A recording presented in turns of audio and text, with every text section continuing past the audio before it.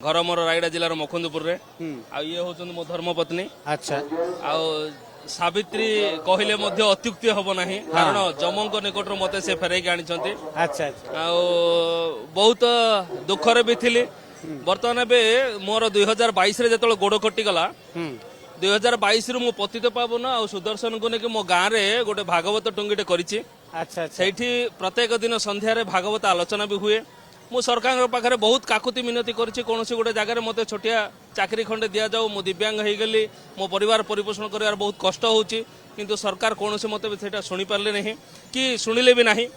शेष में मत सुदूर आंध्र प्रदेश एक डाक्तरी हॉस्पिटल रु मत गोटे ऑफर आसिला जोटार कि मु सारा ओडिशार गरीब गरीबा लोक नहीं आंठुगंठी जंत्रणा आरंभ कर कैंसर पर्यंत सबु प्रकार रोग को फ्री ऑफ कॉस्ट रे ट्रीटमेंट करे पारुछि लोगन को साहाय्य करि पारुछि। एटा मते जगन्नाथ आशीर्वाद।